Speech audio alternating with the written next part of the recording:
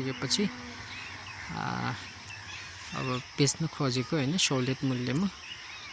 हजुरहरूले यदि कसैले खोजिरहनु भएको छ हजुरलाई अर्को नयाँ बनाउनु भन्दा पनि अब पुरानोमा चलाइराखेको फार्ममा मैले मजाले गर्न सक्छु भन्ने खालको एउटा हजुरमा सोच छ भने यसरी गर्न सक्नुहुन्छ। एकदम राम्रो राम्रो टनेलहरू छ हैन। अनि यता पुरै सागहरू लगाएको छ। यो तरकारीसँगै पनि बिक्री हुन्छ यो है।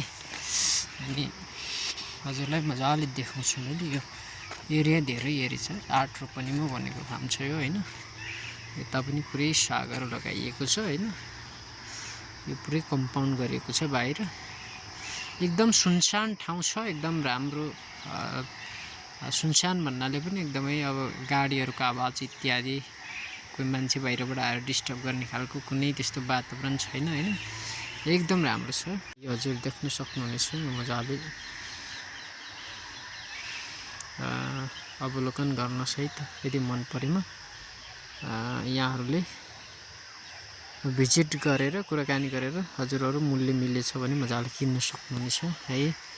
यो जानकारी हजुरहरूको लागि। सँगै यसको बाहिरपट्टि पानीको कुलो पनि बगेको छ। अहिले खोलामा पानी त छ तैपनि कुलोमा हालिएको छैन धान काट्ने सिजन भएको कारणले। धान काट्ने बेला चाहिँ हिलो भयो भने अप्ठ्यारो हुन्छ भन्ने हिसाबले चाहिँ पानी कुलोमा हालिएको छैन।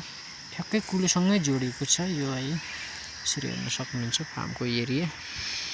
पुरै फार्मको एरिया हो। 15वटा टनल छन् समथिङ हजुर हाम्रोमा हेर्न सक्नुहुन्छ। एकदम उत्तम ठाउँ छ है। जङ्गलको साइड एकदम मजाको जङ्गल छ। बिहान एकदमै आनन्दको हावा पनि आइरहेको हुन्छ। यता पनि छ यो हाम्रो यो हो हैन। यहाँ अब 2 महिना पानी कलेक्सनको लागि यता तल ठुलो पोखरी पनि छ हाम्रो। यताबाट पानी लगभग पानी खोलाबाट पर्याप्त हुन सकेन भने नि आफ्नै बनेको पोखरी छ। यसरी यो पोखरीबाट पानी तानेर पनि गर्न सकिन्छ। मेसिन लगाएर तान्न सकिन्छ। मैले त्यसरी नै प्रयोग गरिरहेको छु। यो साइडबाट पनि देखाउँदै छु। यो मजाले हेर्नुस् ल एरियाहरु पनि यस्तो खालको छ यो।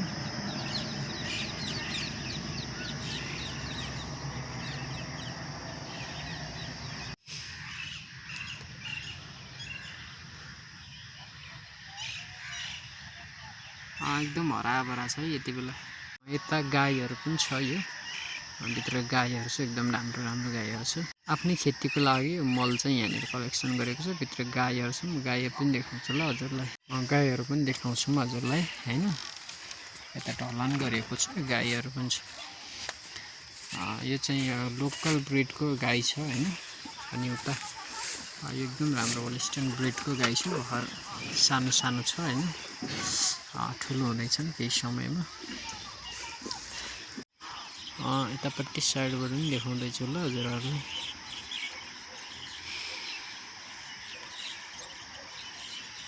यसैसँग बस्नका लागि राम्रो व्यवस्था छ यहाँ हैन। अनि भित्र यस्तो छ है।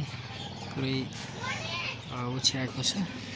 अनि यता बाहिर यसो सामानहरू राख्नका लागि चाहिँ यता छ हैन। अनि यहाँ भित्र 2वटा कोठा भएको घर छ यहाँ हैन। अनि यता हेर्न सक्नुहुन्छ किचन छ। यता किचन छ यहाँ हैन। त्यस पछाडि अनि अर्कोपट्टि देखाउँछु म हजुरलाई। यो अर्को रुम छ यहाँ हैन। यो हेर्न सक्नुहुन्छ 2वटा रुम भएको घर छ। सबै व्यवस्था छ है। अनि यो पुरै एरिया छ हैन। यो पुरै एरिया पनि देखाउँछु माथिबाट। यो यस्तो छ एरिया हैन। परैसम्म फैलिएको छ एरिया। पुरै देखाएको छ ल तपाईले।